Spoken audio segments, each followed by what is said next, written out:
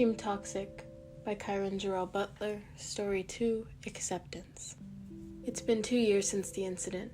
Team Toxic are now entering their last year of high school, senior year.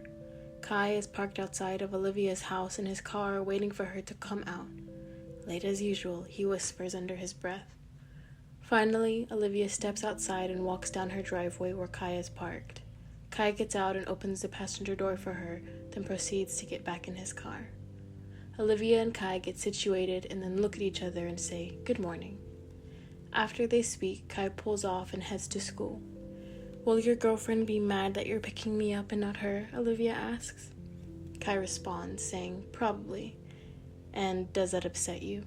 Olivia asks. "What do you think?" Kai responds. Olivia tells him, "I don't know, you've been so closed off lately." "I can't sense your feelings like I used to. Open up, dude." Kai laughs softly. "No, it doesn't upset me. She's just a distraction. Someone for me to put my pain into," he says. "Yeah, and you're a dick," Olivia responds. Kai grins at Olivia. "Is this a topic you really want to go into, boo?" "Because, well, you know," he says. Olivia laughs sarcastically and says, "Let's not bring him up." After a moment of silence, Olivia asks Kai, "So how is it living with Esmeralda?" Kai smiles and says, "Peaceful and chaotic at the same time." "Have you talked to your father since he put you out?" she asks. Kai tells her, "He checks up on me from time to time, but I'm just chilling with Essie and her aunt now. Not too many rules, just don't make any bad grades and try to stay out of trouble. Her aunt takes care of me, or at least she tries. She bought me this beautiful as 2020 Honda Accord.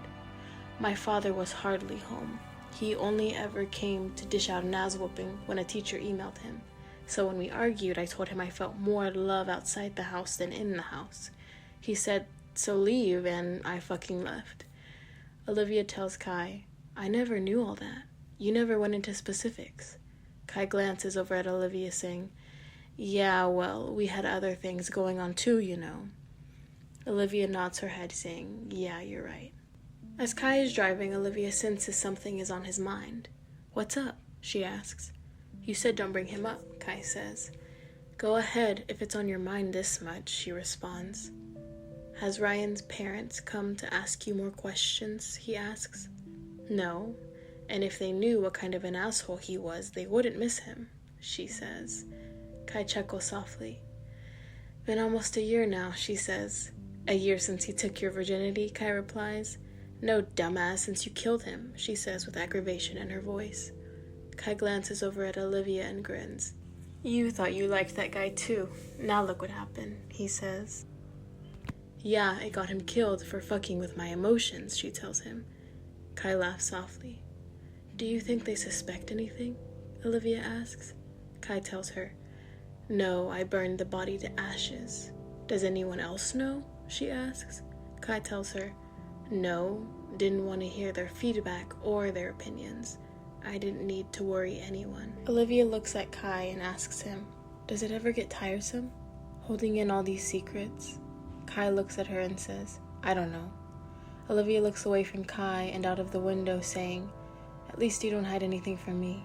Kai says, "Yeah." And Olivia senses a slight difference in Kai's mental and emotional state when he answers. They arrive at school late, with Cheyenne waiting outside for them. Kai parks the car and he and Olivia step out. They grab their things and walk towards Cheyenne, who's waiting for them by the door. "Where's Esmeralda?" Cheyenne asks. "Late arrival," Kai tells her. The three of them walk into the building and Cheyenne asks, "Are we going to get detention on the first day for the third time, or was sophomore year and junior year enough?" Olivia smiles and looks at Kai, and Kai grins. "Fuck it, might as well keep up tradition," he says. Olivia and Cheyenne laugh and say, "Well, fuck it. What's the plan?" Cheyenne asks. "I don't know yet. I'll figure it out later," he says. Just then, they get a text from Esmeralda saying, "It's done." They all smile and Olivia says, "Yay, now we all have the same classes." They begin to walk and go grab their schedules when suddenly Olivia hears laughter in her head. She gets a headache and runs into the bathroom with Cheyenne running behind her trying to see what's going on. Olivia looks into the mirror and sees a dark shadowy figure behind her. Her eyes glow dark red, and red and black electrical fire flows around her fists as she balls them up. She turns around, ready to strike the figure when she pauses, only to see Cheyenne standing behind her with a concerned look on her face. Olivia's heart races. She's afraid, confused, lost. It's like she's losing her mind all over again. 2 years ago. 2 weeks after the incident, Team Toxic meets up at Esmeralda's house. Esmeralda opens the door, and Kai, Olivia, and Cheyenne enter. "This is a big-ass house," Kai says. "It's my aunt's. I live here with her since the incident happened with my sisters. She's never home, so she lets me do what I want. I guess stopping criminals is more important than her unstable niece," she says. "What does your aunt do?" Cheyenne asks. "She's in the FBI, like my fucking father," Kai says. "That explains a lot," Cheyenne says. "Come on, follow me," Esmeralda says, leading them to her room. On the way to her room, they pass up 6 other guest rooms. "Esmeralda, this is a mansion because who the fuck has a 7-bedroom house?" Kai says. They all laugh as they enter Esmeralda's room. They all sit on her bed as she opens up the book they found in the cave. She opens it up, and it's a lot of pictures and symbols in another language. "We can't read this shit," Kai says. "I know you can't, but I can. It talks to me. The symbols speak to me," Esmeralda says. "Well, what are they saying?" Cheyenne asks. "They're saying to go to the cave if we seek answers," she says. "How are we going to get there? The firefighters sealed the hole up," Kai says. Just then the book glows and transports them all into the cave they discovered 2 weeks ago. They look around but can see nothing, not even each other. The cave is pitch black. Suddenly the book glows again, and symbols in the cave begin to glow with flames around them. "You've returned, my children," a dark and demonic voice says. They all look around to see where the voice came from. "Show yourself," Esmeralda says. "Very well," the voice says. Then a black shadowy figure appears in the middle of them. "What the fuck? What are you?" Kai asks. "I'm your father," the voice says. Kai frowns and looks at Olivia. "Be serious," she says. "How the fuck am I supposed to be serious when he's just made a Darth Vader reference?" he tells her. "Can you please explain what happened to us?" Esmeralda asks. "Very well," the voice says. Darkness begins to circle around them, and pictures of a kingdom in the sky are shown. The voice tells them his origin, stating, "My name is Anthem, or was. Thousands of years ago, there was a kingdom for gods to live away from men who didn't have the same gifts as them. The gods used their power to separate themselves away from mankind. But one god didn't listen. They brought a human with them. The god and the human slept together, spawning me into the world.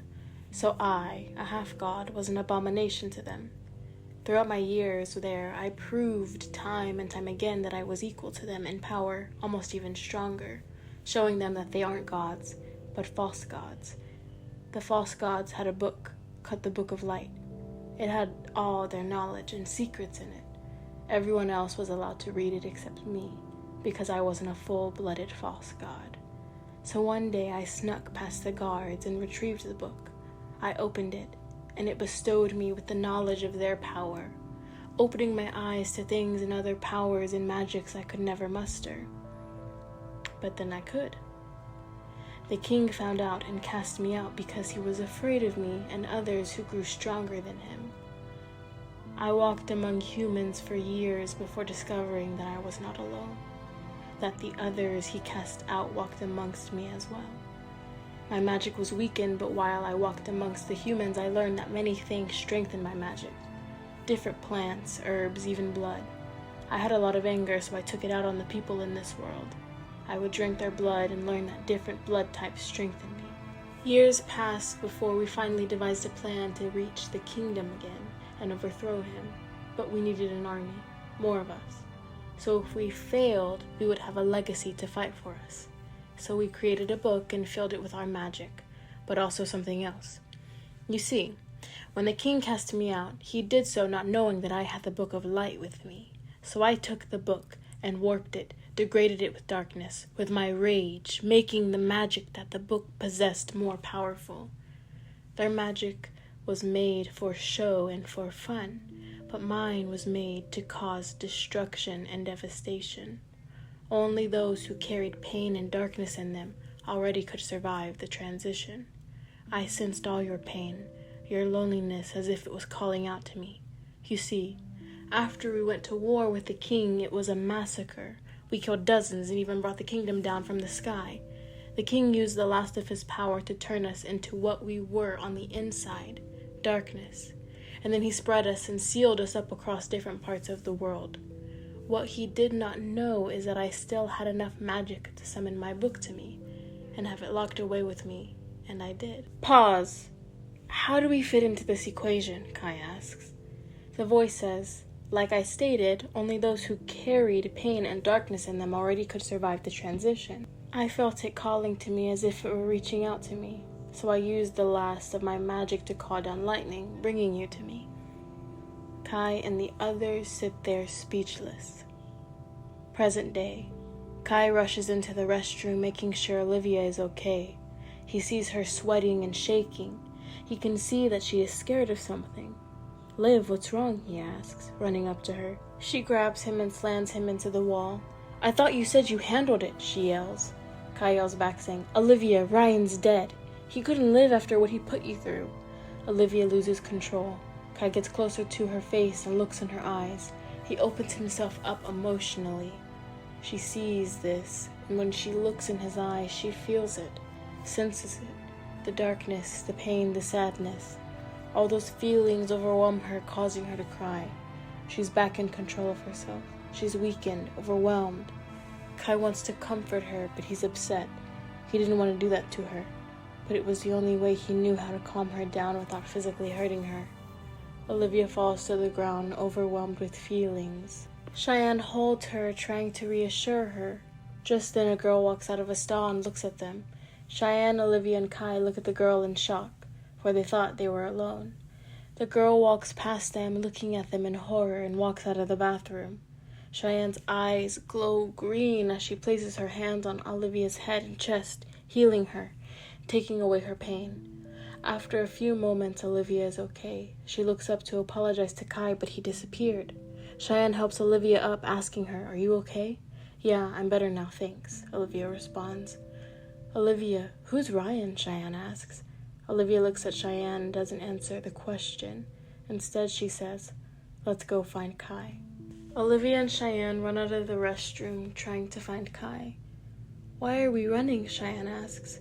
His aura. It's changing, growing darker. He's about to do something, Olivia says. He must be after that girl, Cheyenne says. As they're running around the school, they cannot find him or the girl. Olivia tries to enter Kai's mind but isn't strong enough. She's still weak from earlier. Finally, they make it to the cafeteria where they see the girl sneaking through the exit, with Kai following right behind her. They make it outside and the girl begins to run but trips and falls. When she looks up, Kai is right above her. I didn't hear anything, I swear, she says hysterically. Kai squats down and looks her in the eyes. I know, he says, as his eyes turn dark purple. He places his hand on her head and her eyes turn dark purple for a moment. He removes his hand and the girl asks, How did we get out here? I don't know, he says. But maybe we should hurry back in, he continues. She agrees and asks for his name. I'm Kai, he says.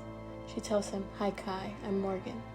And they begin to talk and walk toward the building. Olivia and Cheyenne run outside only to see Kai and the girl chit-chatting and exchanging numbers on their way back into the building. Kai and the girl walk inside and wave goodbye. Olivia and Cheyenne approach Kai, wondering what he did. You didn't kill her? Olivia says in shock. I was going to, but it would have been a lot to cover up, Kai says. Olivia and Kai look at each other awkwardly. Sorry about the bathroom, Liv, Kai says. I'm sorry I attacked you, Olivia says. She opens her arms for a hug, and Kai smiles, giving her a hug. What did you see? Cheyenne asks. Olivia and Kai stop hugging. Olivia turns toward Cheyenne and tells her, Anthem. Fear begins to pass through Cheyenne's body at the sound of that name. Cheyenne then looks at Kai. You killed him, didn't you? She says. Kai nods his head, saying, Yes, I did. Olivia senses something in Kai. Are you sure? Did you handle it like a man or like a boy? Are you hiding anything? She asks. Olivia, it's handled, he says. Olivia senses something in Cheyenne and gets suspicious. Kai, if you did something that'll jeopardize us, you'll regret it, she says. Kai then approaches Olivia and looks at her in her face. She can feel his hostility, his irritation, his anger. "Don't threaten me," he says sternly. Cheyenne tells them both to calm down. "What's going on between you?" Kai backs away from her. Just then, Barbara, Kai's girlfriend, walks up. "Hey, Olivia. Hey, Cheyenne," she says. Cheyenne and Olivia wave. "I'll catch you in a bit. I'm gonna walk her to class," Kai says. "Olivia, what's going on?" Cheyenne asks. Olivia tells her, "I honestly don't know." 2 years ago, Team Toxic is still in the cave seeking answers from Anthem. "So why do our eyes glow different colors?" Esmeralda asks. "Those powers were all meant for one person, but since y'all all were in the vicinity and you all carry darkness, it has split amongst you all," he says. Anthem continues saying, "If your eyes glow purple, you have the ability to use lightning. This was forbidden in the kingdom years ago. Not even the king himself was strong enough to use it. You can also move at light speed. You can take away memories and sense when danger is approaching. In some instances, you can even foresee it. Then there's red, the ability to sense people's chakras, their emotions, their thoughts. You can even enter their minds. Red also grants you the ability to astral project through someone's mind or even see through their eyes. Red has a calming nature to it, or it can have a destructive nature to it. Its strongest ability is the ability to use and create fire. Then there's black, my favorite. Black grants you the ability to teleport, summon demons. It gives you immense strength, the ability to read and understand the symbols of the Black Book of Darkness, the ability to cast spells. You can bend darkness to your own will." Kai frowns. "So Esmeralda is overpowered," he says. Olivia giggles and says, "Jealous, I see." Esmeralda laughs. "What about me?" Cheyenne asks. "Green allows you to heal, to take pain away. But all the pain you take away, you can give someone or something else." Anthem tells her. "How do we master this power?" Olivia asks. Anthem lets out an evil laugh. "I'll train you. After all, you are my children." For months, Anthem would train them using the Black Book of Darkness, using its magic to create simulations and scenarios in their mind. As they grew stronger, the darkness within them grew as well. Anthem taught them their strengths and weaknesses, taught them what makes their magic stronger. Certain blood types he tasted during his time walking amongst the humans, like O positive or O negative. Different plants and potions, different emotions to let out and suppress. He taught them how to sense these things and know these things. 7 months of training have passed. Kai, Olivia, Cheyenne, and Esmeralda all return to the cave to await their final test. When they arrive, they see 4 men waiting for them. Before they could figure out what's going on, the men charged toward them. They tried to run. They didn't want to fight the men, but they had to. They were filled with darkness, almost as if they weren't in control. One of the men managed to push Olivia to the ground and bite into her neck, causing her to bleed. Esmeralda sees this and gets filled with rage. Her eyes turn black and darkness flows around her. She uses that darkness to grab the man that bit into Olivia's neck and crushes him. Blood splatters everywhere. Guts fall to the floor and Kai looks in horror. That doesn't stop the other 3 men. They continue to attack. Kai's eyes turn dark purple as lightning flows around his hands. He blasts 2 of the men, shocking them, giving Cheyenne time to heal Olivia. The men get back up and Kai is afraid. He doesn't want to kill them, but he knows he has to. He lets go of his emotions. He feels numb. Everything around him is moving slow. He raises his hand up, with a blank expression on his face. He aims his hand at the men, and this time, purple lightning comes down from the sky, striking the men down, leaving a hole above them. The last man charges towards Cheyenne. Kai sees that Cheyenne doesn't want to kill him. He sees the fear in her eyes. So he raises his hand and blasts the man, knocking him down. Esmeralda walks up to the man as he is getting up. She forms a blade out of darkness and stabs the man in the head.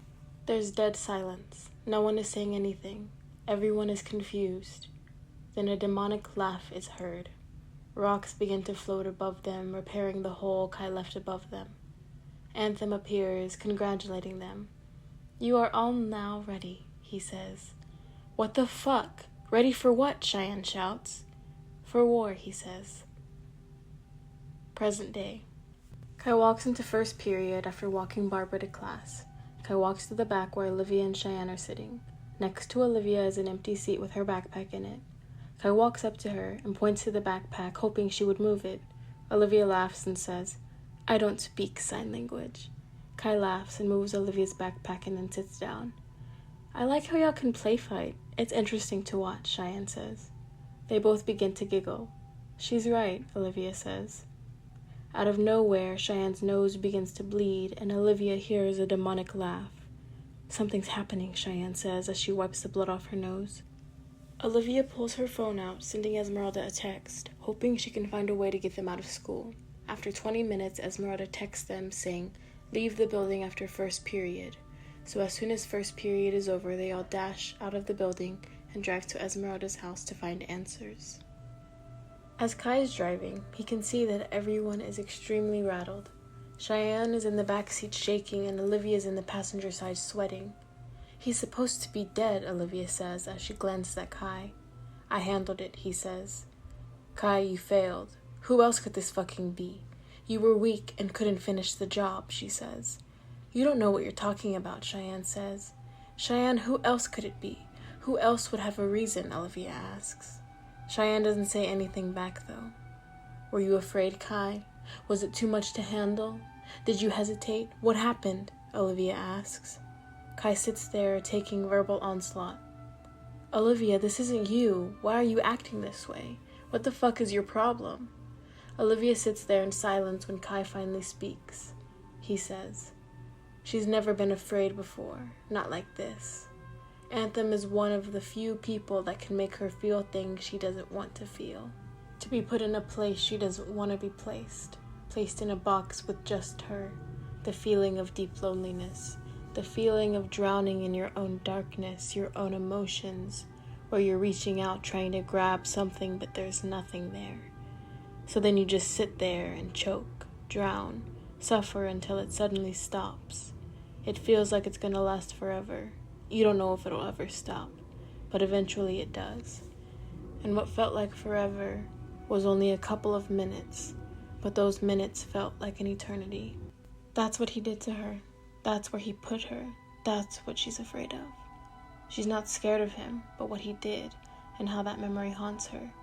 He deserves to be punished, but she doesn't enjoy the fact that someone caused her this pain and potentially lives to talk about it." Then he glances at Olivia, knowing she won't really confirm or deny what he said. Cheyenne sits there speechless as they finally approach Esmeralda's house. They get out of Kai's car and walk up, knocking on the door. Esmeralda opens it and they all enter. "Now what's going on?" Esmeralda asks. There's a moment of silence.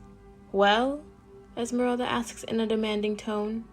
Cheyenne speaks up, saying, "Olivia thinks Anthem is alive."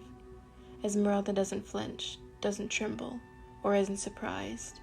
She doesn't fear Anthem at all. Esmeralda looks over at Kai. "Is he alive? Did you handle him for certain?" she asks. "I thought so at first, but if what Olivia says is true, then maybe, I don't know," he says. "Damn it," Esmeralda says. "I thought you handled him 2 years ago," Olivia says. Kai doesn't say anything. "Well?" Olivia asks. "I thought I did too," Kai tells her. "So now what?" Esmeralda asks. "I'll fix it," Kai tells her. Olivia laughs sarcastically, saying, "You tried, and look how it went. I'll fix this." Kai loses his cool and begins to fuss and says, "What the fuck did I say? I said I'll handle it. He got in your head last time. He fucking broke you. I almost died trying to repair your damage," he says. Olivia looks in shock. She's lost for words. "You didn't know what that did to you. I took the memories away. I didn't want it to plague you. You've been questioning my judgment instead of trusting me. I have all your best interests at heart. You think I don't want him dead? You don't even remember what all he did to you. He destroyed you, Liv. He broke you, unmade you and your mind. Your magic was spiraling out of control. Your mind was broken. Your body was burning and falling apart day by day. Cheyenne couldn't even heal you. Hell, they wanted to kill you to end your suffering, but I said no. I carried the burden. I held your hand in my hand as you were burning and breaking apart. I swallowed your pain, took it into myself. It consumed me with pain and agony, but at least you were better. You were safe. I blacked out for a week after that live. When I came to, the first thing on my mind, the thing that drove me every day, the thought of killing him. So don't ever think that I didn't try hard enough, or that I was scared to let out the darkness. I've accepted what I am. Everyone sits there speechless, as Kai's eyes glow a dark purple. I tried last time and I failed. I won't make the same mistake twice, he says, as he walks out of the room. He hasn't been like that in a while. Emotional, open. These past 2 years he's been a wall, and now all of a sudden he cracks. He doesn't add up, Cheyenne says. Esmeralda looks at Olivia and sees the concern on her face. What's wrong, Olivia? Esmeralda asks. Olivia says, something else is going on. I can sense it. He's lying to me about something. He never lies to me. He never withholds things from me. Cheyenne tells her, maybe he has a good reason to lie to you, so that you don't have to worry. Olivia squints her eyes in suspicion. You know something, don't you, Cheyenne? Olivia says with aggravation in her voice. No, I don't. I'm just saying trust him, Cheyenne says. Esmeralda jumps in saying, you two calm down. All this isn't necessary. The enemy is out there, not in here. Olivia then asks Esmeralda, what happened? How did he heal me? Esmeralda tells her, I don't even know. He left and came back later, put his hand on your head and muttered some words. Olivia then closes her eyes and uses her magic to see through Kai's eyes. As Kai is walking through the cave, he and his friends fell in 2 years ago. His eyes turn dark red and he senses another presence is with him. What are you doing, Olivia? Get out of my head, he whispers. I want to see what you're hiding from me, Olivia says. Since she's in his head, only he can hear her. Don't make me cast you out, he says. You wouldn't do that to me, she says. Just then a demonic voice says, Ah, you've returned. An anthem appears. Just then Olivia is pushed out of Kai's mind. Olivia gasps and says, he's alive. Esmeralda, Olivia, and Cheyenne all tremble in fear. He said he killed him, Esmeralda says. I don't know, it looks like they're working together, Olivia says. You can't really believe that, can you? Cheyenne asks. At this point, I don't know what to believe, Olivia tells her. A black flaming aura begins to surround Esmeralda as she gets angered by the thought of Kai turning on them. So he's turned his back on us, on me. You know what we have to do now, right? She says. Olivia and Cheyenne remain silent. We have to kill him. We have to kill Kai, Esmeralda says. Meanwhile, Kai is in the cave talking to Anthem. You said we had a deal, Kai says. Yes, and our deal still stands, boy, Anthem says. Kai clenches his fists and gets angry. Then why are you attacking my friends, Kai asks. What do you mean, Anthem says. Kai then begins to explain to Anthem what had been going on today. Back at home, Olivia and Esmeralda are furious with Kai's betrayal and are devising a plan to kill him. He can sense danger, so how will we even get close enough to him without him knowing, Olivia says. Esmeralda tells her, emotions cause his magic to be weakened. Things like drugs and alcohol cause him to be over-emotional. So if I create a spell or a potion that gives off the same chemical reaction, then he'll be weakened and we can strike. Olivia says, okay, that sounds like a good plan, but how are we going to get him to drink or eat it? Esmeralda says, we won't. I'll turn it into a perfume. That way, when you get close, it'll cause him to get emotional and weak the longer you're around him. Olivia understands the plan, but can see Cheyenne is uneasy about it. Esmeralda walks up to Cheyenne and points behind her, saying, the fuck is that? Cheyenne turns around and Esmeralda raises her fist. Her eyes turn black, and she punches Cheyenne in the head, knocking her out. Esmeralda looks over at Olivia and says she wouldn't have gone along with it, and we didn't need her to tell him our plans. Olivia shrugs her shoulders nonchalantly. Give me 5 minutes and I'll have the perfume ready for you, Esmeralda says. After Kai is done explaining to Anthem what has happened, Anthem starts to explain to Kai what is happening and what is about to happen. That was not I, but someone else, someone stronger. I'm not the only one who was cast out by the king. There were others far stronger than me. but we all had the same plan in place, to start a legacy. Mine was to lead someone to my book. I don't know what the others' plans were. All I know is that we all needed servants, children who would serve us and give us their bodies or get us a body to possess. If what you say is true, then the person attacking your friend has a body in place and is going through the transitions as we speak. Kai is confused. Why is he attacking them, though? Kai asks. Anthem lets out a sinister laugh and tells Kai, because your friends are traitors to the cause, to the war, and everyone like me can sense it. Some want revenge. Plus, whoever kills your friend gets their power. Damn it. What the fuck is this war you're talking about? Kai asks. Anthem tells Kai about the society. We are known as the outcasts, and the people we are waging war against are known as the society. You see, once we brought the kingdom from the sky, there were still some survivors who vowed to bring us to justice. For years they've been preparing for our return, walking amongst the humans. Soon this spell that binds us will be free and our magic will return. We just need a body to be in. The king was weakened and eventually died.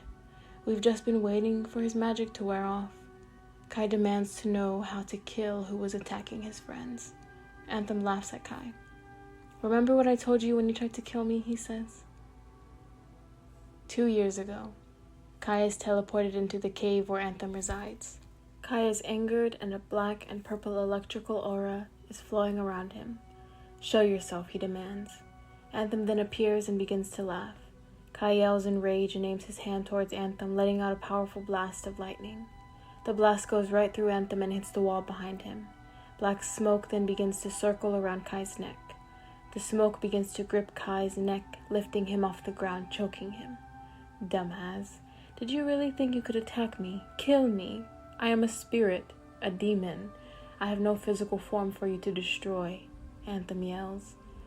The smoke around Kai's neck disappears and Kai is dropped on the floor.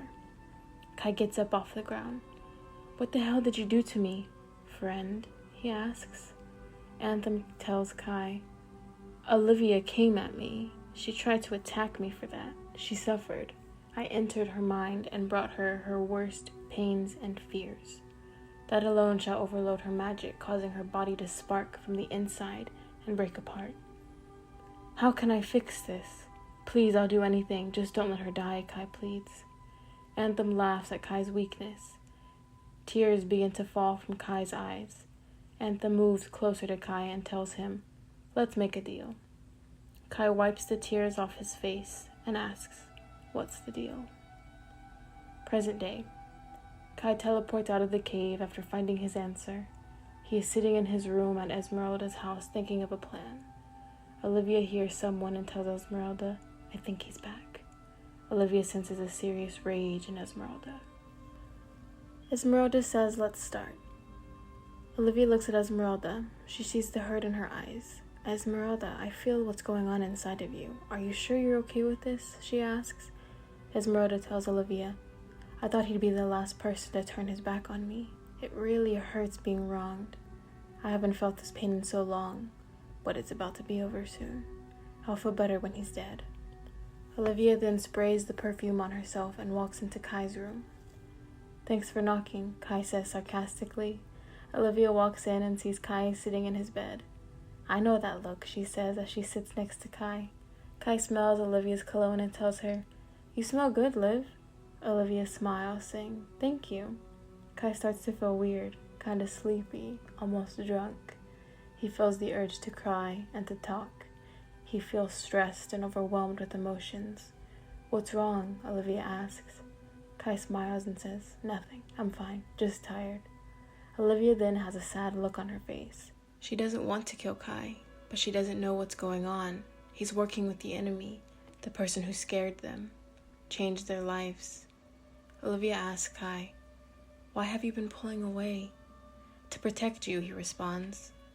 Kai then puts his head on Olivia's shoulder. He wraps his arms around her and closes his eyes. He grips her tight. I don't want to lose you, he whispers innocently.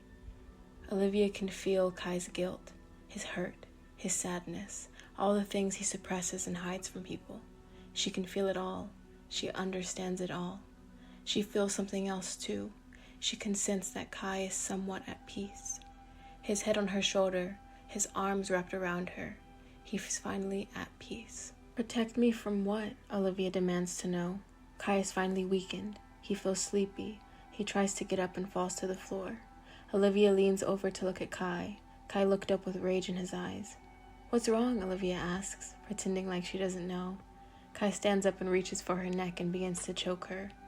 What the fuck is this? What are you doing to me? You don't even wear perfume, he yells. Olivia punches Kai in the face and he falls to the floor. Olivia pulls out her perfume and begins to spray him with it. He kicks it out of her hand and throws his shoe at her. Kai's eyes turn dark purple for a moment as he stands up prepared to fight his friend, but his eyes quickly turn back to normal as he falls to his knees. Kai is weak. His magic is useless now. Just then, Olivia gets a terrible headache. Memories that Kai took away 2 years ago are going back to her. She screams in agony. Esmeralda runs into the room, and before Olivia can attempt to stop her from committing this heinous act against their friend, memories flash through her head. Darkness shoots out of Esmeralda's hand and circled around Kai's, gripping him tight. You asshole, she yells. How could you turn your back on me, on us, she asks. Kai tells her, you don't understand. It's the only way. She pulls Kai toward her, demanding answers. He tells her, I made a deal with him to save Liv. He isn't attacking you, it's someone else. Just then, Cheyenne runs into Kai's room and hits Esmeralda in the back of her head as hard as she could with her elbow. Esmeralda is knocked out, and the darkness around Kai vanishes. Kai quickly runs to Olivia, who is struggling with a horrible headache, and kicks her in the face. Olivia gets back up, but struggles to fight due to her headache. She swings at Cheyenne, but misses, and Cheyenne puts Olivia in a chokehold, knocking her out.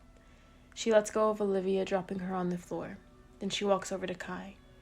Yo, I don't want none of that, he says.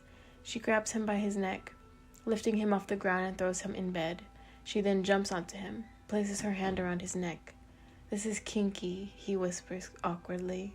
Cheyenne then slaps him right in the face. Ouch, okay, wait. I'm not with all this, he says. Cheyenne slaps him again and calls him a dumbass. She says, you fucking idiot. This isn't foreplay or whatever. I'm fucking mad at you. All of us are fighting due to secrets. I told you to tell them. You should have listened. You almost died today, stupid. Kai asks her, yeah, you're right. Now, what do we do? Cheyenne tells him that she'll handle it, and Kai leaves the house. 2 years ago. It's been a week since the incident, and the end of the school year is approaching soon. Team Toxic hasn't been the same since their final test. They haven't really been talking to each other. Esmeralda breaks the silence, sending them all text. She tells everyone to meet up at her house to discuss things. They all agree, and later after school, they all meet up at her house. What's the plan? Cheyenne asks. I have no idea, Esmeralda says. Olivia stands up and says, we should kill him. Kai looks at her expressionless and says, no, I won't let you do that. I won't let you walk around with that burden, with that on your heart. It's a darkness that eats away day by day. Fuck it. I'll kill him if you want him dead. But I won't let you subject yourself to that kind of pain. Olivia senses Kai's hurt. She senses Esmeralda's hurt as well, and Cheyenne's fear. Olivia then gets frustrated and begins to fuss. Kai, he has to go. I don't want to be in a war or have someone looking over my shoulder. I don't want to be controlled, she says. You're not hearing what I'm fucking saying. I won't let you do that yourself, Olivia. Conversation over. We need a new plan, he tells her. Maybe we can leave and go somewhere else, Cheyenne suggests. Esmeralda shrugs her shoulders. Kai says, maybe that could work. Olivia is angered more. So you all want to run like a bunch of bitches, she asks. This little meeting was a mistake. And Kai, I thought you would have had my back, she says as she walks towards the door. Kai shouts, saying, Olivia, sit the fuck down. Just wait for 1 goddamn second. Just one. You can't just run up on him, and we don't even know what he really is. Just wait. Olivia turns around and yells, fuck you, okay? I don't want to live in fear anymore. That's not me. Something has changed, Kai, and you all just want to run? I don't want to be here right now. Olivia then walks towards the door and storms out of Esmeralda's house. What now? Cheyenne asks. Kai, if she wants him dead, then let's kill him, Esmeralda says.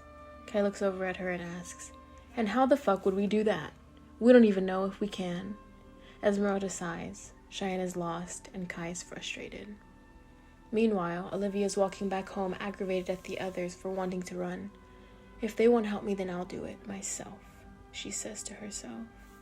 Her eyes glow red, and she attempts to contact Anthem mentally. Bring me to you, she shouts in her head.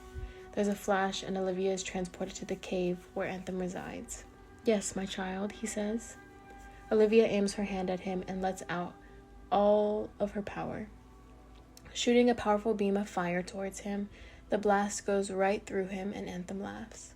Foolish girl, he says. He appears in front of Olivia. Olivia tries to enter his head and gets a horrible headache. Her eyes turn black, and black blood begins to fall from her nose. She begins to cry because of the pain. Anthem laughs at her. What a waste, he says. Olivia gets back up, but can't focus. Her body is burning, her skin is red, her veins are black. She's coughing up blood. What did you do to me, she demands to know. Anthem laughs and says, you tried to attack my mind. Attacking my mind is a form of poisoning of the mind, and I rejected it and gave it back to you. I poisoned you. Anthem then disappears. Olivia closes her eyes and enters Kai's mind, saying, help me. Kai looks up in fear and asks Esmeralda to teleport them all to the cave. Esmeralda's eyes turn black, and a dark smoke surrounds them all, teleporting them into the cave. They are all shocked to see Olivia lying on the ground in pain. They run up to her to aid her, but she can barely talk. Esmeralda then teleports them all back to her home. Kai tries to talk to Olivia, but she's just groaning in pain. Cheyenne tries to heal her, but it's not working. Olivia's eyes turn black, and she is sucked into her own head, her own nightmares, and her darkest thoughts. There's nothing they can do.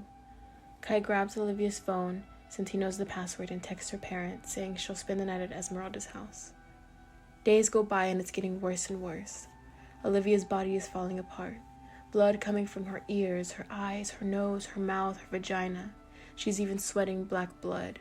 Esmeralda takes Olivia's clothes off, hoping it'll cool her body. Kai, Esmeralda says with a disappointed tone. Kai looks up at her. She tells him, well, me and Cheyenne have been talking, and well, don't you think we should just end her pain? That's not a fucking option, he says. He then looks at Cheyenne with disgust. He says, you couldn't even kill one of the guys in the cave, but you can suggest an idea about killing my best fucking friend? Cheyenne is speechless.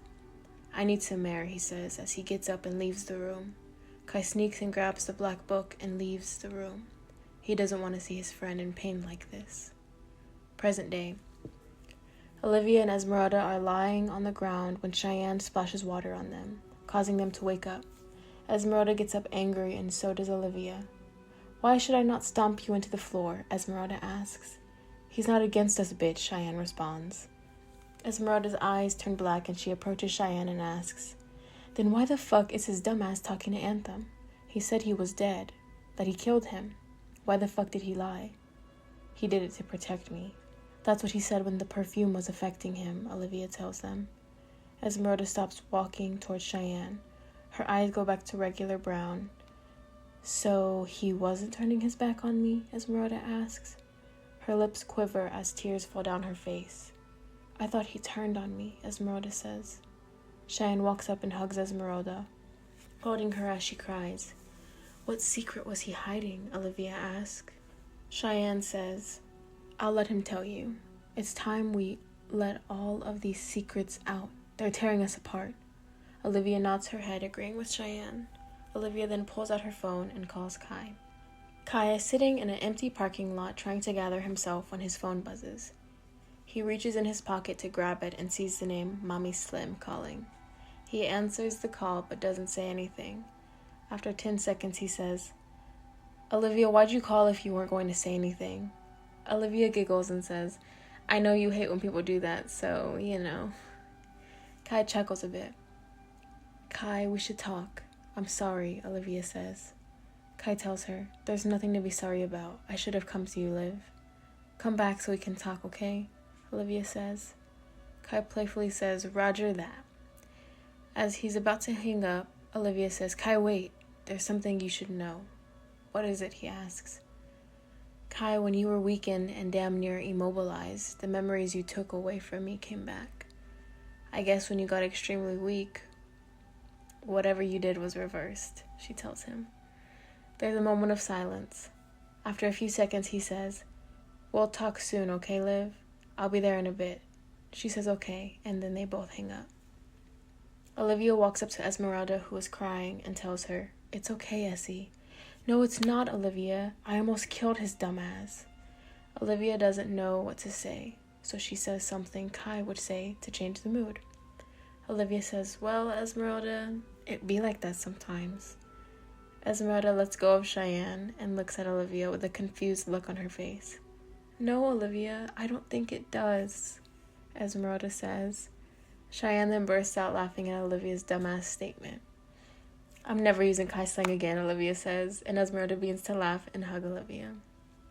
Oh shit, never mind, it worked. Olivia shouts playfully as Esmeralda hugs Olivia. Olivia can feel Esmeralda's stomach growling. Olivia giggles and says, Someone sounds hungry. Esmeralda laughs and says, Yeah, a little. I'm gonna go make a snack right quick. She lets go of Olivia and runs to the kitchen. Hey, Cheyenne, Olivia says. Cheyenne looks over at Olivia. Yeah? Cheyenne says. You knew, didn't you? Olivia asks. Cheyenne nods her head, saying, Yeah. Olivia tells her, It's okay. I understand why you didn't say anything. Cheyenne smiles and thanks her. Where the fuck is Kai? Olivia asks. Meanwhile, Kai is sitting parked across the street from Ryan's house when he sees Morgan walking up to the door. Morgan knocks on the door, and Ryan's parents open it, letting her inside. Kai opens the door and steps out of his car and begins to walk toward the house. Back at home, Olivia asks Cheyenne, So how did you know exactly? 2 years ago. Kai runs inside Esmeralda's house and goes to the guest room where Olivia is laying. Esmeralda and Cheyenne look up at Kai in confusion. Move, he yells as he runs up to Olivia. He puts his hand on her forehead and his eyes glow dark purple. Olivia gasps as her mouth opens. Black liquid floats out of her mouth and goes into Kai's mouth as he's taking the poison inside of him. After a few seconds, black liquid is no longer coming out of her mouth. Kai removes his hand and Esmeralda and Cheyenne evaluate Olivia. She's no longer sweating. She's not cold anymore. Her body isn't destroying itself. She's healed, Esmeralda cheers. Cheyenne turns around to hug Kai. He's nowhere to be found. Where did he go? Cheyenne asks. Esmeralda says, I don't know. I guess he dashed away? It doesn't make sense. Just then, Olivia begins to wake up. Cheyenne says, I'll be back. I'm going to get him. Cheyenne walks around Esmeralda's house, checking the rooms as she searches for Kai. Where the fuck is he? She says to herself. As she walks, she steps in a black puddle. She looks down at the puddle she stepped in and sees a trail leading to the bathroom. She follows the trail and sees Kai in the bathroom throwing up blood. His eyes are bleeding. Cheyenne yells, Oh my goodness, then runs to aid him. She tries to heal him, but it doesn't work. What's happening to you? She asks. Kai struggling to speak to her. I made a deal to save her. Cheyenne begs Kai for answers. What deal? What the fuck did you do to yourself? She asks. Kai tells her to trust him. A few minutes later, Kai and Cheyenne walk back into Olivia's room. Kai looks and sees that Olivia's better. She's still resting, Esmeralda says. Kai nods his head. Esmeralda walks up to Kai and asks him, Did you do it? Did you end him? Kai tells her, He won't be bothering you anymore. Esmeralda nods her head and walks away. Present day.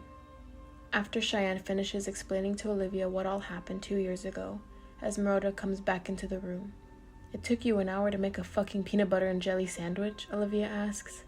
Esmeralda laughs and says, Bitch, the jelly was warm, so I had to put it in the freezer so it could be cold. Olivia giggles and Cheyenne does as well. It's been an hour. Where the fuck is Kai? Cheyenne asks. Esmeralda and Olivia shrug their shoulders. Just then, Kai walks inside, playfully yelling, Where the hoes at? Olivia sighs and yells, At Barbara's house. Everyone laughs but Kai. Kai walks up the stairs into his room where everyone is. The fuck are you all in my room for? He asks. Olivia says, Kai, stop whining. and then she lets out an adorable and innocent giggle. Everyone sits in Kai's bed, and Cheyenne begins to talk. "Let's clear the air right now," Cheyenne says as she looks at Kai. "Oh, I'm first," he says.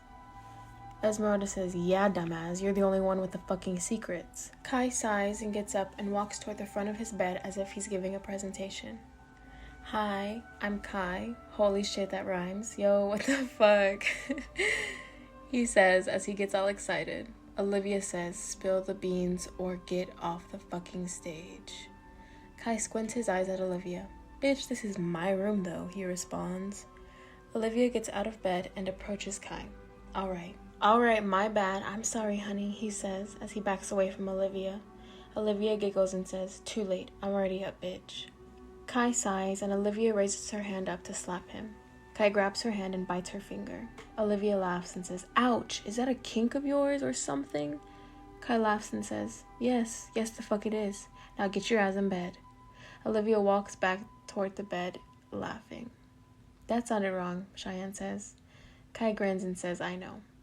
Esmeralda gets aggravated. "Can we get back to the fucking story now?" Kai nods his head, saying, "Yeah, sorry."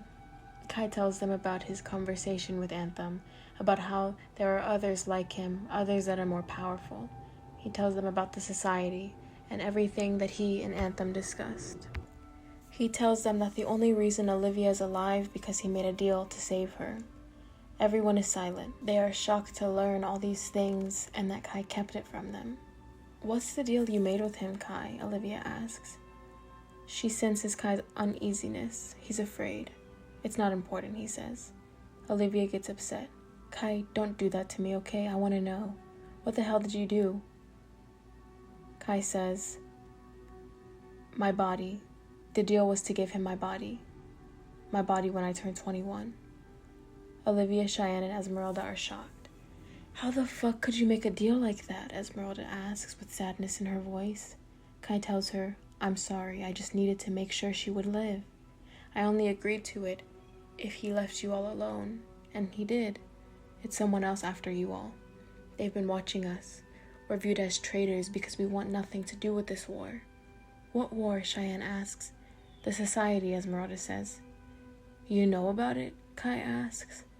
Esmeralda tells him, "Yes, they're mentioned in the Book of Darkness. Those in the kingdom who survived forged a group known as the Society. When the time is right, they'll come out and finish off the cast-outs and their legacies. Technically, since we have some of the cast-out magic, we're considered their legacy," Kai says. Well, that pretty much sums it up. Cheyenne is confused and wants everyone to pause the conversation while she goes to get a drink of water and order a pizza for everyone to eat. Cheyenne has nice toes, Kai says. Esmeralda and Olivia look at Kai and ignore his comment.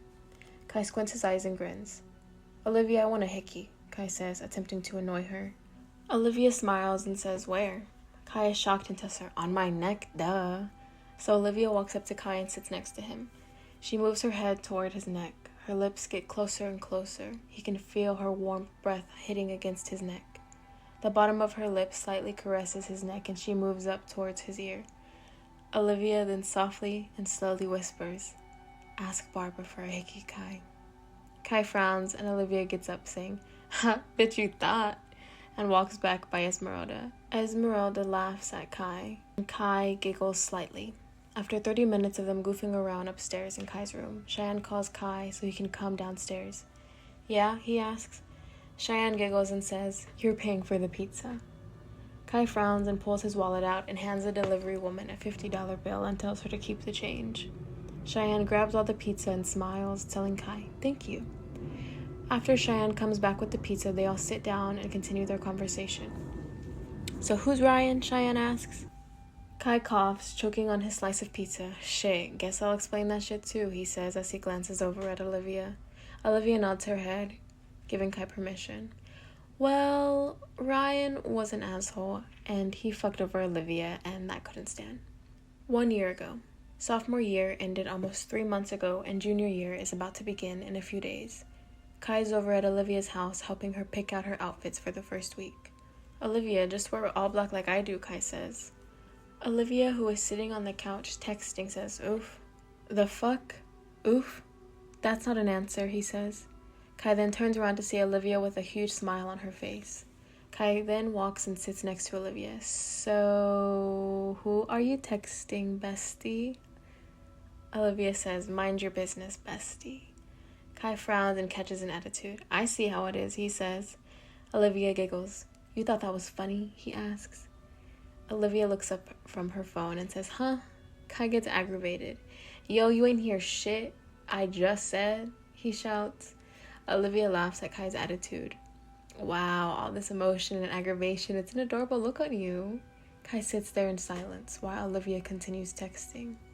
Olivia then senses something from Kai. She looks away from her phone and smiles. Aw, somebody's jealous, she says. Kai's eyes turn dark purple and he snatches her phone and runs across her room at light speed. He begins reading the messages and Olivia gets up and runs towards Kai, trying to grab her phone. Kai then moves quickly back across the room, continuing to read her messages. Give me my fucking phone, she yells. Kai then shoots lightning at her feet, causing her to stop. Kai, you're just gonna fuck up the carpet, Olivia yells. Kai looks at Olivia and says, fuck the carpet. Who the fuck is this guy? Olivia raises up her hand and red and black fire surrounds it. Give me my phone before I grab your balls, she says sternly. Kai laughs. Just then, Olivia's phone buzzes and Kai looks at it. Kai's jaw drops. What the fuck are you looking at? She asks. Olivia, why is this guy sending you dick pictures? Olivia sits there with a smirk, blushing. Hey, who the fuck is this guy, yo? Olivia then lunges towards Kai, slapping the fuck out of him. He falls to the floor, dropping her phone. He lays there holding the side of his face. His eye is swollen. His face is slightly burned because of the flames around her hand, and his nose is bleeding. Olivia laughs and Kai groans in pain. Olivia walks towards Kai, reaching her hand out to help him up. Kai sits up and grabs her hand. He and Olivia make eye contact, and they just look into each other's eyes for a moment. Olivia then uses her other hand and brings it back as far as she can and slaps the fuck out of the other side of Kai's face. She lets go of Kai's hand and he falls back down, groaning in pain. What did you learn? She says. I'll never take your phone again, he says. Present day. Olivia, Cheyenne, and Esmeralda are laughing their asses off. Is that why you wore shades for the first 3 weeks of school? Esmeralda says as she laughs uncontrollably. Yo, can we get back to the tragic-ass story now, he says, as he is unamused by their laughter. Olivia says, yes, continue, Kai. Tell them how I made you my bitch, how I beat you into submission. Kai looks at Olivia and flips her off. Esmeralda and Cheyenne are rolling on the ground, still laughing. Kai raises his voice and says, and he fucked another girl and sent the video to Liv. Cheyenne and Esmeralda stop laughing. Esmeralda gets up and says, yo, Olivia, you got played? Kai then begins to giggle at Esmeralda's question. Olivia glances at Kai and raises her hand up like she's about to slap him again. Kai immediately shuts up. Finish the fucking story, Olivia says. 2 years ago, Olivia is going through the freezer to get Kai some ice for his face. She grabs the ice and puts it in a Ziploc bag. Kai looks at Olivia and says, so you're fucking with Ryan, the guy that fucked the entire girls' swim team. Him?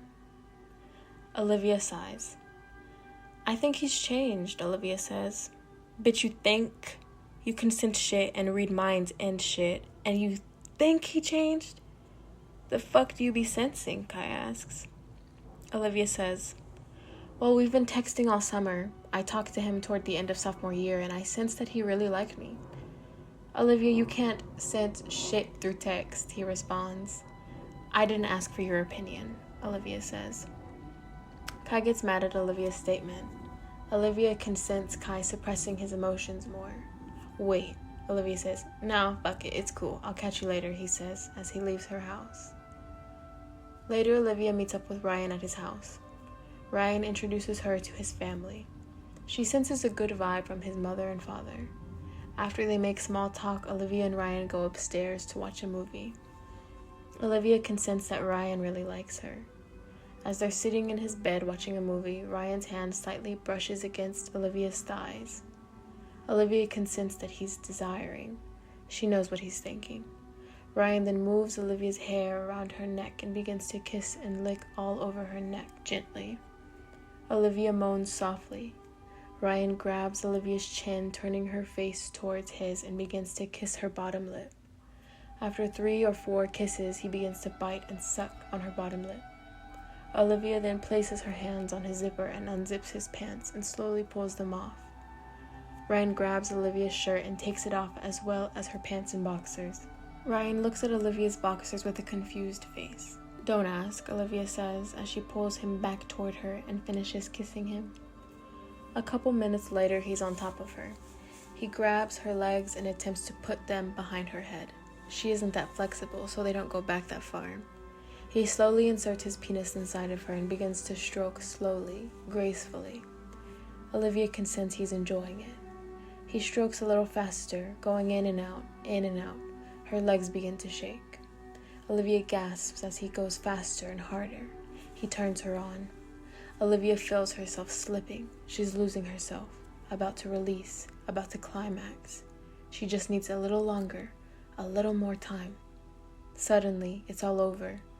She didn't get that release, that sensation, but Ryan did. Olivia senses the embarrassment Ryan has for only lasting 4 minutes. "It's okay, it's my first. There was no need for extra," she says. Ryan rolls over, ignoring her. The next day, Kai goes over to Olivia's house to spend time with her. He's feeling alone and wants to be around someone. He knocks on the door and Olivia's mom lets him in.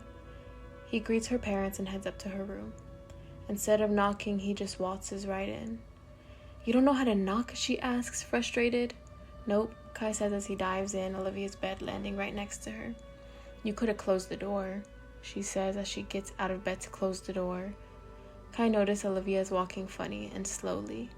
"Why are you walking like a penguin?" he asks. Olivia slams the door and blushes. Kai is shocked and begins to giggle. "Olivia, wow. You let Little Dick hit?" he asks. Olivia looks at Kai and tells him, "Shut the fuck up, no jokes." Kai begins to laugh uncontrollably, but he sees Olivia is not amused, so he quiets down. But when Olivia waddles back to the bed, Kai begins to laugh again. "Olivia, the little thing did that much damage?" he asks. Olivia is angry and is slowly waddling to the bed while Kai is still making jokes. He continues saying, "You let the 4-inched Punisher clap your cheeks? Did it reach your guts, Olivia? Wait, that's why you're walking like that? You need a stretch, boo. He probably tried to put your legs behind your head. It's deeper that way, and trust me, that guy needed it." Olivia, with a straight face, finally gets in bed. She looks at Kai and smiles. Kai looks at Olivia and smiles back. She quickly grabs his neck with her hands and chokes him. She climbs on top of him and says, "I guess you didn't learn your fucking lesson from yesterday," and she begins to slap him repeatedly over and over as hard as she can. Kai's face is swollen and Olivia is laughing as hard as she can. Kai groans in pain and Olivia says, "Hush, bitch, this wouldn't have happened if you just shut the fuck up the first time, hun. We kept making jokes. Did you like his penis? Were you infatuated with it because I've never known you made dick jokes? Were you jealous, Kai? Were you jealous of his penis size? Or that he clapped my cheeks? Or is it both?" Olivia then begins to poke Kai's face over and over again, annoying him. Kai tells her, "Neither, Olivia. I just know you. You have to get a grip of yourself and control yourself better." "What do you mean?" she asks. "Olivia, you're not focusing on what you're feeling. You're focusing on what he's feeling." Olivia sits there in silence.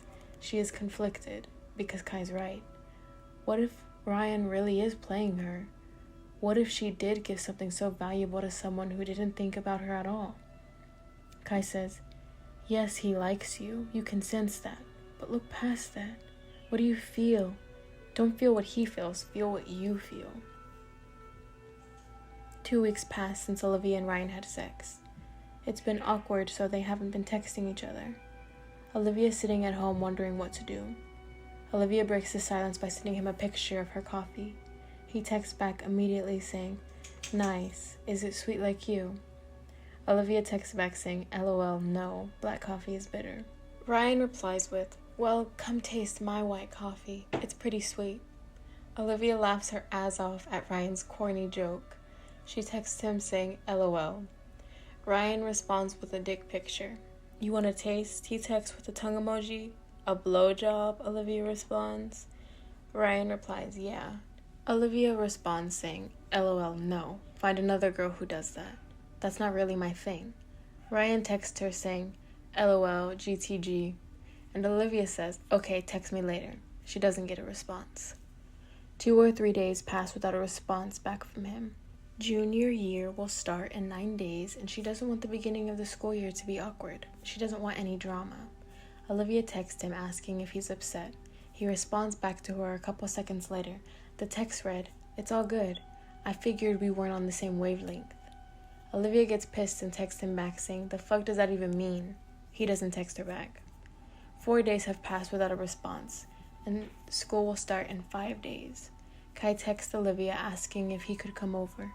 He would like some advice.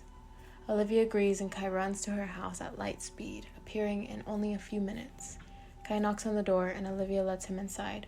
Why do you have on shades? She asks, laughing. Kai frowns and doesn't answer. Olivia walks to her room and Kai follows. They both sit in Olivia's bed and Olivia asks him, so what advice do you need? Spill the beans, my little birdie. Kai sighs and says, well, this girl likes me, so I've been spending a lot of time with her. Every time she calls, I pick up. When she wants to meet, we meet. When she wants sex, we have sex. But it's just something that's kind of off, you know? Olivia giggles and says, aw, Kai has a crush. Kai frowns and says, that's the thing, I don't really know. Everything is weird. Olivia lets out an innocent and adorable laugh and says, well, Kai, what do you feel?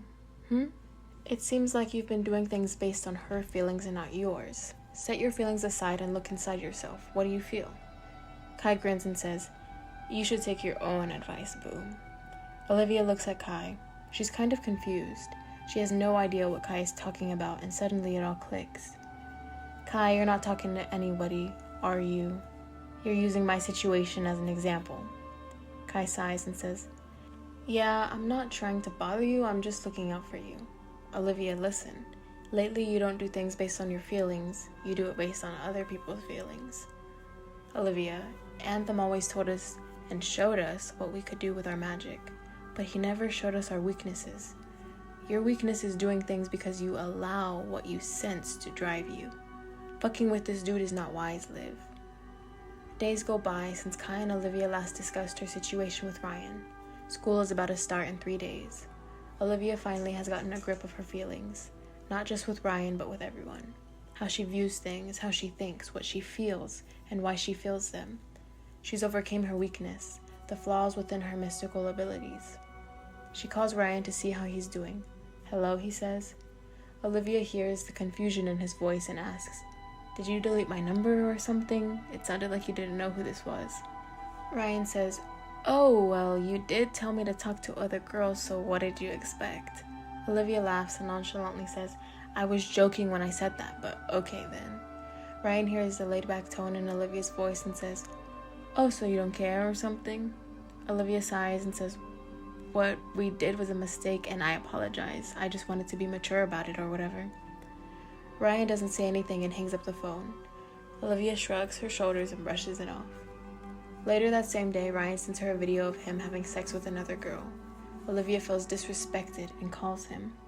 Ryan doesn't answer the phone though. Instead, he posts petty things on his social media saying things like, girls are easily replaced, or there'll always be others that want me. Olivia is infuriated and goes to bed angry. 3 days pass since then, and now the first day of junior year is beginning. Kai, Olivia, and Cheyenne and Esmeralda make their way to the cafeteria to get their schedules. While waiting in line, Olivia can see Ryan and his friends looking at her and laughing. Kai looks to see what Olivia is looking at, and he sees the same thing. Olivia senses a sinister vibe from Kai. She looks over at Kai and whispers, what the fuck are you planning? Kai doesn't answer. Whatever it is, don't. We don't need any issues, she says sternly. Kai shrugs his shoulders nonchalantly. Later that same day, Kai and Olivia head to the cafeteria for lunch. Unfortunately, Esmeralda and Cheyenne had lunch before them. Olivia and Kai grab an empty table and sit there. Kai pulls out his bright orange lunchbox, and Olivia begins to laugh. "Oh, the little bird packed his own lunch. Honestly, that's a cute color," she says. Kai frowns and doesn't say anything. Just then, Ryan and his friends sit a couple seats down from Kai and Olivia. Ryan's friends glance at Olivia and begin to chuckle. "The fuck is so funny?" Kai asks. Olivia looks at Kai and tells him, "Let's not. It doesn't bother me, really." Ryan whispers sarcastically to his friend saying, "Wow, I wonder if he's my replacement." Kai grins and Olivia senses that same sinister energy again. "Kai," Olivia says aggressively. "It doesn't fucking bother me," she says again. "Don't fucking lie to me. I see it in your eyes, Liv. He's being an ass for no reason at all. No reason at fucking all. Yeah, you made a mistake, but everything that's going on is his fault. He switched up for no reason." Just then, Kai and Olivia get a text from Esmeralda.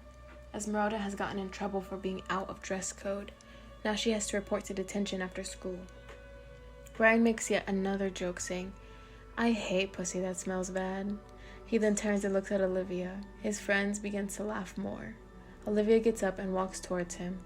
As she approaches him, Ryan and his friends begin to laugh. Olivia makes it to Ryan, and without saying a word, she punches him in the face. He falls out of his seat and onto the floor. As he attempts to get up, Kai runs up and kicks him in the balls. The teachers run and break up the altercation, and Olivia and Kai are sent to the office, where they also receive detention. Later after school, and after detention, Kai meets up at Olivia's place. Kai can see Olivia is extremely angry. The darkness is growing stronger within her. "Olivia, tonight your pain ends. The harassment ends. He dies tonight," Kai says. "What are you talking about, Kai? What the hell did you do?" Olivia senses a sinister energy. "Kai, whatever you're planning, just don't," she says. Kai walks back towards the door, attempting to leave. "Olivia," he says softly. "Yes," she responds. Kai turns around and says, "I've already started. I took away his parents, his memories of you going to his house, and I went to one of his friend's house and beat him up until he gave me his phone and password. I handled his memories as well. The last thing on my list is Ryan. But Olivia, if this doesn't hurt you or bother you at all, not even a little, look me in the eyes and say it doesn't, and I won't walk out of this door." Olivia looks at Kai, and Kai looks at Olivia. She is speechless. She walks up to Kai, staring him dead into his eyes. She places both hands on his face. She pulls her face closer to hers and softly whispers, "Don't get caught." Kai nods his head and walks out of the door. Present day. Cheyenne is extremely disappointed while Esmeralda is unbothered. "Yeah, he was an asshole, but you should be ashamed of yourselves. You guys didn't have to kill him, you fucking monsters," Cheyenne says. Olivia interjects, saying, "No, we didn't do shit. He killed him." Kai laughs, saying, "Exactly. We are monsters, just me." Cheyenne is disgusted and doesn't continue to argue. "We accept what the fuck we are. You're the only one who is still in denial, Cheyenne." Cheyenne gets angry and goes off on Kai. "You dumbass. We can use our magic for more than killing. We can be good," she yells. "No, your magic can be used for good. You heal people. Ours is meant for destruction and chaos. It's in our nature now. No matter how hard we try to fight it, it always wins. Darkness literally lies within us," he says. Cheyenne sits there in silence. Kai sits his pizza down and goes to the bathroom. A couple minutes pass by and the room gets cold, extremely cold. The hair on their arms begin to stand up. The girls feel a presence in the room. "Do you feel that, Olivia?" Esmeralda asks. Olivia nods her head, saying yeah. Olivia then senses an emptiness, a void, something sinister. She begins to tremble. "Olivia, what are you sensing?" Esmeralda asks. Before Olivia can answer, a dark demonic voice says death. A dark figure appears in front of the girls. Olivia is frozen, overwhelmed with that feeling, that cold, empty feeling, the feeling of death. Cheyenne tries to shake Olivia, tries to get her to snap out of it, but nothing works. The black figure turns into smoke and a man in a black cloak steps out of it. "Traitors," the man says as his eyes turn white. Esmeralda attempts to attack the man, but the man raises his hand up and she freezes. They all freeze. The man raises his hand higher in the air, causing the girls to levitate. Esmeralda tries to shout, but the man closes his fist, which causes the girls to choke. "I've waited centuries to kill this society. We had a plan, and now you walk around with our magic, our gifts, and choose not to side with us? The man shouts. Just then, blood splatters all over the girls as a hand pierces the man's chest as they fall to the ground. When they look up, they see Kai pulling his arm out of the man's back. The man falls to the ground and his body disintegrates. Damn, guess I broke his heart, he says. Esmeralda laughs, saying, that was so lame. It was actually funny. Olivia stands up, wiping blood off her face. That guy meant business. The darkness he had in him was overwhelming, she says. Kai chuckles and says, good thing you all had a monster here to stop him, and glances over at Cheyenne. Cheyenne looks at Kai and says, thanks for saving us. Kai nods his head, saying no problem. They all look around, and after a few minutes of awkward silence, they sit down and finish eating their food. As they eat, the room is still in an awkward silence. Esmeralda breaks the silence, saying, well, this was eventful, was it not? Olivia laughs, and Kai says, it sure fucking was. A few hours pass, and Kai offers to take Olivia and Cheyenne home. Esmeralda also wants to join this car ride. Olivia leaves her backpack with Kai since he's picking her up in the morning. As they're walking to the car, Kai grabs Cheyenne's backpack and puts it in the truck so she has more room in the car. How sweet, she says, in a joking manner. Kai begins to blush a little. Everyone is seated and Kai pulls off. Cheyenne, you live closer, so I'm dropping you off first, he says. As Kai is driving, it begins to rain a little. They are all mesmerized by the rain, the lightning, the great clouds. They all like the rain. But when they're all together and it begins to rain, the moment is always priceless, captivating, enchanting. They're bonding silently over their love for rain. The rain stops as Kai approaches Cheyenne's house. They all get out of the car to give her a hug. You called me a fucking monster. I want a fucking kiss, not a hug, Kai says. Olivia playfully punches Kai in the shoulder, saying, call Barbara and she'll give you all the kisses you want. Kai chuckles and playfully punches Olivia back. Cheyenne asks Kai for his keys so she can grab her backpack out of the trunk. Kai tosses Cheyenne the keys and she walks toward the trunk. Just then, there's a loud crack of thunder. Esmeralda looks up and says, it's about to rain again. Kai smiles at Esmeralda's innocence. She has a lot of darkness in her, they all do, but somehow when it's raining they're all at peace. They're calm, no worries, no doubts. Nothing but pure innocence and joy for the gloomy weather that approaches them. Suddenly you hear Cheyenne gasp. Kai, Olivia, and Esmeralda all turn around looking to see what's wrong with Cheyenne. What's wrong? Esmeralda asks. Cheyenne's face is full of rage. She pulls a bloody towel out of Kai's trunk. She can feel that the blood is fresh. Cheyenne crumbles. Her heart is hurting. Her friend, someone she loves, has committed yet another murder. Her eyes begin to tear up. Her lips begin to quiver with hurt, sadness, and disappointment in her voice. She says, Kai, tell me, whose blood is this?